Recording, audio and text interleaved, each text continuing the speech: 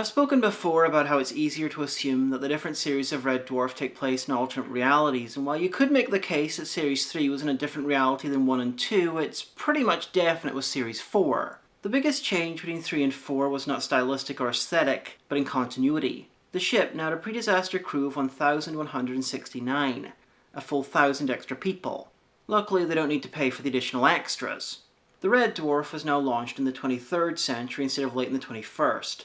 Although in later series it'll be changed again to the 22nd, so make of that what you will. Kochanski and Lister now had a 3-month relationship rather than exchanging less than 180 words. Although I suppose it's technically possible for those two things to be true at the same time, it's just really hard. These changes all came from the novels and were incorporated into the TV show here. The crew changes because they decided that 169 was too small a crew for a ship that's 5 miles long. The time change was because they realised that space exploration was going embarrassingly slowly, and the Kochanski change happened because they realised Lister being obsessed with a woman he didn't know was just sad. That's the change I'm least fond of. I quite like that Lister was just as sad as Rimmer, in his own way. BBC Manchester was being refurbished, so they filmed this series in Shepperton Studios. Being a film studio, they could have standing sets that they could rehearse in, which made things a little bit easier on the cast and crew. Red Dwarf Series 4 aired between the 14th of February and the 21st of March 1991. Originally it was supposed to open with Meltdown, an anti-war episode, but as the Gulf War was going on it was moved. The episode Dimension Jump was also moved due to its, and I quote, heroic military figure. So they were equally happy pissing off both sides. The war was over by the time the episodes finally aired as episodes 5 and 6.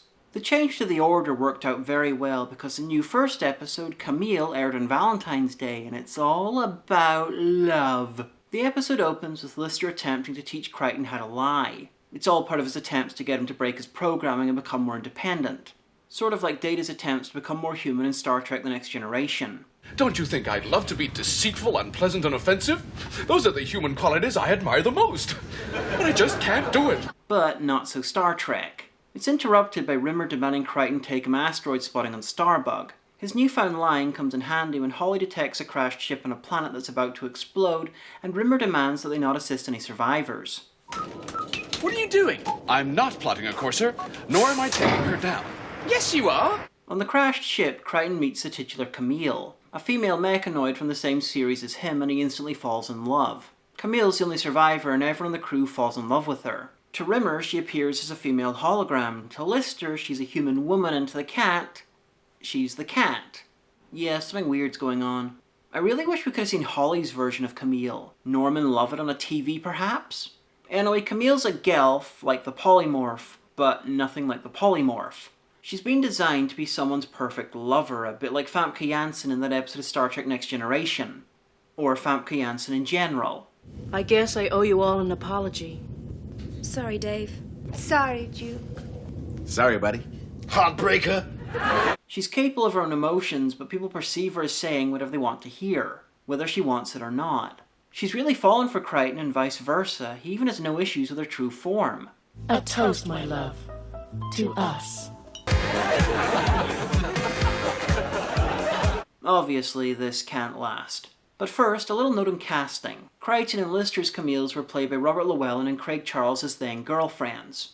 Anyway, Camille's husband arrives. He's another pleasure gelf, and he's been searching for her for ages. Camille wants to stay with Crichton, but he reenacts in a Casablanca, so she'll leave with her husband. I'm no good at being noble, kid, but it's pretty obvious the problems of 2 blobs and a droid don't amount to a hill of beans in this crazy cosmos. Casablanca was kind of a running thing all episode, their example of the noble lie.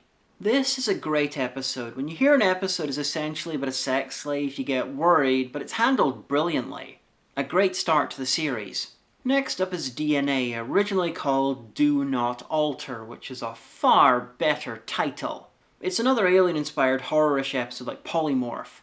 The crew are tracking a UFO, well at least they are, when the cat's not unplugging the console to blow dry his hair. Weirdly, Rimmer's much less excited about meeting aliens than he was in every episode before. The ship is bioorganic and deeply weird. The corridors are made from unknown elements. The whole thing looks like a stage production of Alien Resurrection. Deep inside, they find a long-dead crew member, triple-headed and monstrous, but it has human ID. Are you telling me this guy belonged to a video club and he needed a card so they'd recognize him? He's got 6 eyes and 3 noses. If it were me, I'd remember him. The ship started out as a regular human craft and has a DNA-altering device on board, and for reasons that I'm sure won't make sense, the crew started messing around with it. In a way, Cat accidentally traps Crichton in a DNA-altering beam and turns him into a human. He has some organic bits apparently, so I guess that works. Engage panic circuits. Panic circuits engaged.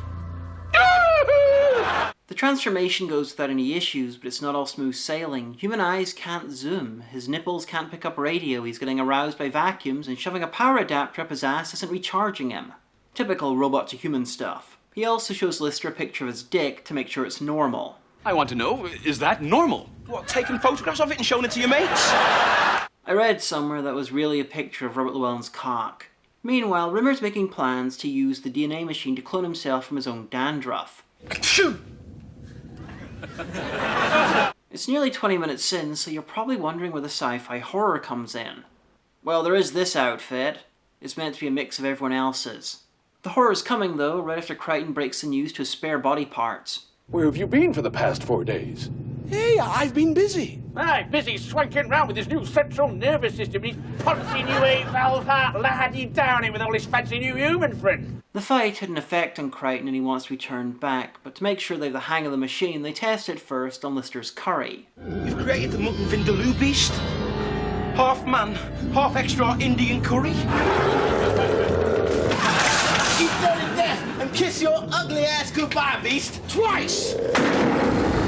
The bazookoids don't work. Well, it was a really spicy curry. So Lister has Holly turn him into a superhuman so he can battle it. Presenting Robo-Lister! I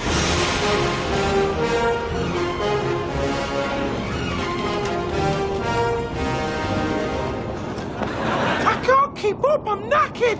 I think OCP's gonna sue somebody! Anyway, Robo-Lister kills the beast via the incredible power of lager.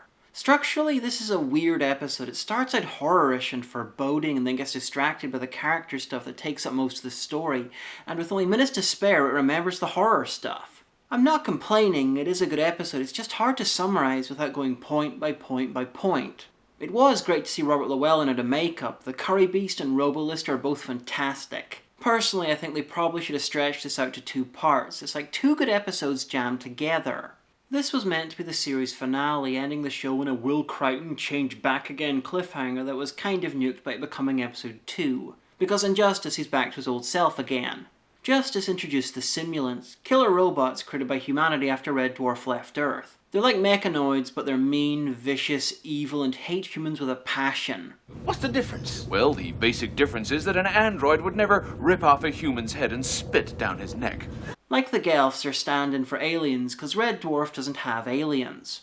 Lister's come down with space mumps, Crichton's been taking care of him, Rimmer's been off on holiday visiting the lower reach of the ship with some scudders, and Cat's been obsessing over a cryopod they picked up. A cryopod that seems to have a single, living female inhabitant. First female company in 3 million years, and I look like something that belongs up a whale's nose. The pod's thawing, but it'll be a while, and there's an equal chance that it's not a woman but a murderous simulant. You see, the pod was ejected from a prison ship after an uprising, and there's no way to tell who escaped until the pod opens. And since I already mentioned simulants, we all know how this is going to end. They decide to take the pod to the penal colony the simulants are being taken to, you know, just in case. And on the way there, Lister's head bursts. God. His head burst. They arrive at the colony. It's still operational and controlled by a justice field. It detects any crimes previously committed by the visitors so they can be jailed for an appropriate length of time. What do you mean, criminal activity?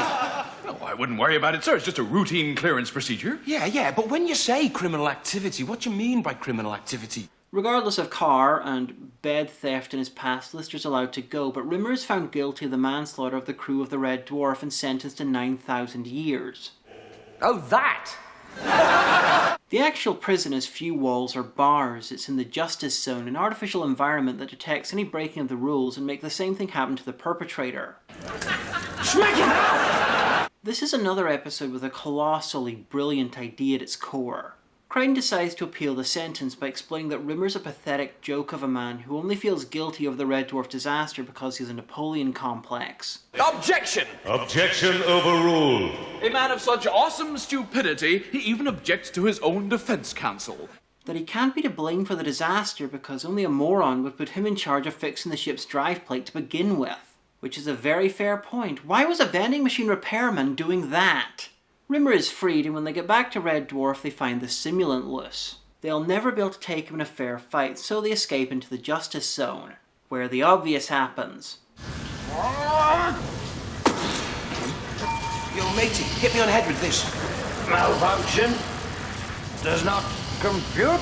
Okay. Another classic episode, but it has the same structural weirdness as DNA. It's about something, then something else takes over, and then it sort of circles back to the original idea. But it works better here, probably because the two ideas were a bit more connected than DNA's were. The episode looks great for all of its tiny budget, and the Justice Field is a brilliant sci-fi idea. I'm surprised I've not seen the concept used in anything else.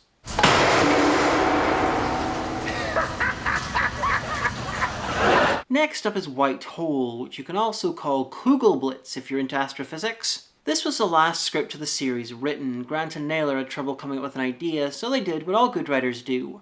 They mined their own work. The second Red Dwarf novel, Better Than Life, had a section that they felt would work as an episode. It was Lister alone in a trash-covered Earth from 3 million years in the future as the planet itself sought to murder him for what the human race did to it before they became extinct. Cooler heads, who understood budgeting, put a stop to it, so they found another section of the same book and turned it into this, White Hole.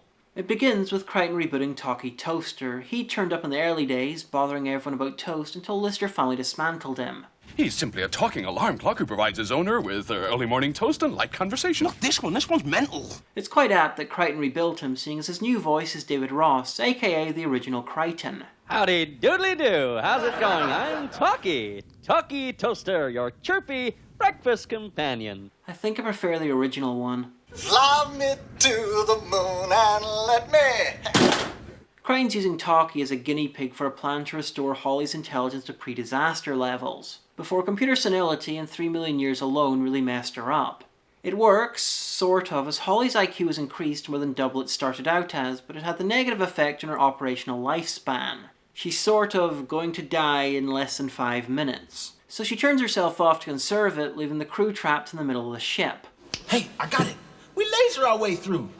An excellent suggestion, sir, with just 2 minor drawbacks. 1, we don't have a power source for the lasers, and 2, we don't have any lasers. They use a makeshift battering ram to get to Holly's control room and work out the gravity of the situation. The ship's an emergency power that only lasts a few months. They'll have to forage for supplies in the cargo decks and try to fry eggs via bicycle-powered hairdryers. In short, they're screwed. Then Crichton and Rimmer explode and the weirdness starts. Different parts of a corridor are experiencing time at different speeds. Time sometimes repeats and conversations are happening in a random order. The weirdness is coming from a nearby white hole spewing time into the universe. Luckily, Holly has a plan, to play pool with some nearby planets until they sink one into the hole and block it up. Lister thinks it's mad though, not because it is mad, but because Holly can't play pool. She's topped it. That's what she's done. She's topped it. It's a felt ripper. That planet is off the table into somebody's pint of beer. In the end, Lister takes a shot. They don't explain how. A planet ends up in the hole, and the whole episode's been deleted from history. A perfect time for Crichton to speak his mind. You are the most obnoxious, tramped-up, farty little smeghead it has ever been my misfortune to encounter. White Hole's not the best of the series or the worst, but it's still great fun. It was great to have another Holly episode, and I'm kind of sad they didn't keep the smart and slightly angry Holly around for longer. Next episode is Dimension Jump, a story that has Genesis and Chris Barry going to Grant and Naylor and begging them to let him not play a git for once. At the time, Barry was also the star of the British Empire, and his character, Gordon Brittis, could give Rimmer a run for his money at being a dick. So, the tale of an alternate reality Rimmer was born. He's brave, intelligent, heroic, has incredible hair, his own theme song, and more sex appeal in one finger than the cat has in his whole body. See you there at 1900. See you later, Ace. What a guy. What a guy.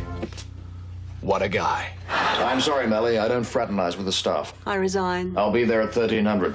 This is basically the universe where Red Dwarf is classic Star Trek meets heavy metal. Lister's an engineering genius, Kat's a priest, Holly's Miss Moneypenny, and Crichton's a fleet admiral. You're back. Afraid so. Had the feeling you might be. Rubber shares went up this morning. Ace Rimmer's been given a mission, test out their new ship that can travel faster than the speed of reality. When do I launch? It's a one-way ticket, Ace. There's no coming back. I'm free at 1500. Then we're back on Red Dwarf. Crichton, Lister and Kat are attempting to run off to go fishing on an ocean moon that they passed 2 days back. There's no fish, but that's never stopped Lister before. Used to go down the canal. Never any fish in that. Used to go condom fishing. In a way, Rimmer comes and they head down to the moon, but the fun gets ruined when Ace's ship materializes next to them and sends them crashing down to the moon. Still, it could be worse. Rimmer was threatening to inflict his hobbies on them. They survive the crash due to the sedative nature of the in-flight magazines, but Kat's got a busted leg. Red with apricot. I look like a jerk. I'm bleeding an unfashionable color. Holly, what's the damage? Doesn't look good. The ship has about 40 minutes till it starts sinking. They're pretty screwed without the aid of a damn heroic Rimmer-shaped guy. Good thing he's arrived. The name's Commander Rimmer. Arnold Rimmer. Friends call me Ace. From here out, it's basically a character piece, like a better version of Me Squared, as Ace and Rimmer instantly loathe each other. Rimmer sees the man that he feels he should have been, but can't accept that it's his own fault that he wasn't. And Ace sees the very worst things that he didn't think were in him. Anyway, Ace repairs Starbug, saves the day, does surgery to save Kat's leg, and generally charms the pants off everyone not called Rimmer. Who's the deeply delicious, stunningly gorgeous computer? Holly. I don't know how Ace does it. He's been on his feet for 36 hours. He's still laughing and joking. What a guy. And all that with an arm that's been broken in several places. What a guy. Anyway, Ace can't handle being anywhere near Rimmer, so he decides to move on to the next dimension and see if he can find a more pathetic version. Spoilers, he doesn't. The event that caused the split between Ace and Rimmer was Ace being kept down a year in school. It made him buckle down and fight back. Later on, Grant and Naylor received a letter from a student who'd done badly, but been inspired by Ace's example and made it to university. They hung it in their office. Kat usually gets glanced over in these videos because he's rarely part of the main plot, because the way his character is. But he's usually very entertaining regardless. For instance, in this episode he spends half the time being delirious about clothes. Oh, rubber trousers held down with bicycle clips. Just because I don't mention him doesn't mean he's not funny as hell. Most shows would have humanized his character to make the writing easier, but Red Dwarf didn't. He's not bad, just non-humanly selfish. This is one of my favourite episodes, and Ace is one of my favourite characters in the show's history. So much so that there's an episode coming up that I'm legitimately sad that they didn't bring him back in, but I'll talk about that later on. Last up is Meltdown, the uber-controversial episode that was supposed to be the series opener. Apparently it's one of the show's less popular episodes, which I do not get. I think it's got some of the funniest bits of the series. We open up with Rimmer regaling the others with tales of his glory days playing Risk. Luckily they're saved and Crichton teleports into the room. He found a prototype teleporter in one of the ship's many labs. I'm sorry about that, sir. I neglected to engage the depth function. We'll walk, Crichton, we'll walk. They've detected a life-supporting planet 250,000 light years away, so Crichton suggests that he and Rimmer scout on ahead to make sure it's safe for Lister and the cat. Right after sending the teleportation paddle back, they're attacked by a kaiju from Gappa the Triphibian Monster, a Japanese film from the late 60s. Yeah, that's actually footage from a Godzilla knockoff. See the care taken to make the bits of footage match? Such dedication. Lister and the cat end up in Hitler's headquarters. After some pretty funny teleportation-based farce stuff, they end up in jail, witnessing something horrible. It's Winnie the Pooh. He's refusing the blindfold. That's something no one should ever have to see. As they were escaping the monster, Rimmer and Crichton were arrested by Elvis and the Pope. So, any ideas what's going on? If you said it's a waxwork amusement park and the good and evil characters are at war, you were right. On the good side, there's Abraham Lincoln, Elvis, Stan Laurel, Pythagoras, Einstein, Noel Coward, Marilyn Monroe, Gandhi, Mother Teresa, St. Francis of Assisi, Santa Claus, the Dalai Lama, Queen Victoria, and Jean-Paul Sartre. Okay, trivia. Gandhi was a very last-minute replacement as the original actor was so frail he couldn't do the press-ups on location. Noel Coward was an old friend of Chris Barry's from the impression show Spitting Image, and Stan Laurel was Forbes Mason, who spent much of his early career writing and performing with Alan Cumming. On the bad side, there's Hitler, Himmler, Goring, Rasputin, and many more off-screen, and my personal favourite, Tony Hawk's as Caligula. You are an impudent fool. Rimmer Rimmer takes control of the good characters and intends to lead them to victory. Of course, being Rimmer, he leaves the minutiae up to Crichton while he swans around dressed as Patton and comes up with his master plan. A daylight invasion of the enemy base over a minefield. It's the last thing they'll be expecting. A daylight charge over the minefield. Lister and Cat have arrived to try and yell some sense into Rimmer, but he won't hear it. They're only wax droids and victory is the important thing. He then has Lister and Cat in prison so they can't stop the invasion. What a Smeghead.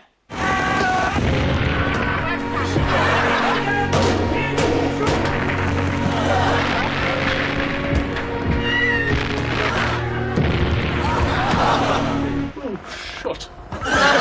But a suicide attack's only part of the plan. Queen Victoria and Crichton head behind enemy lines to get the drop on the enemy command, before Crichton messes with the boiler and melts the rest of the droids. As in all of them. Rimmer declares victory and that he's left Waxworld a freer and more democratic place than he found it. Lister reacts by swallowing his light bee. What are you thinking of? It's okay. He'll come out in a couple of days. Which I think you'll agree is the least he deserves. Like I said earlier, this is some of my favourite bits of the series. I love Caligula. Rasputin, bring hither the skin-diving suit with the bottom cut out, and unleash the rampant wildebeest. The part with Lister and Cat in Hitler's headquarters is magical, and some of Rimmer's Full Metal dialogue is brilliant. And we certainly don't like French philosophers poncing around in their black polo necks, filling everyone's heads with their theories about the bleakness of existence and the absurdity of the cosmos. Clear? It doesn't quite hang together as well as some other episodes, but the worst thing you can say about it is that it's less than the sum of its parts. And those parts are occasionally brilliant. Clayton Mark, one of the world's most renowned Elvis impersonators, played Elvis. He even provided his own costume. Grant and Naylor liked him so much they let him do a cover version of the ending theme song and even talked about bringing him back as the real Elvis. But it wasn't to be. Series 4 is great, not a bad episode in it. The closest thing to a bad one is probably DNA, and it included a giant man-eating curry beast. This is the best series yet. It's so good it's nearly impossible to choose a best episode. I'll just say Dimension Jump because I fucking love Ace Rimmer.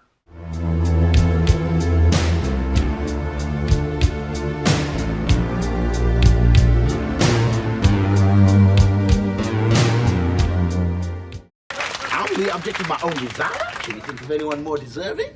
Well, if you put it like that, I guess you're right. Damn my vanity.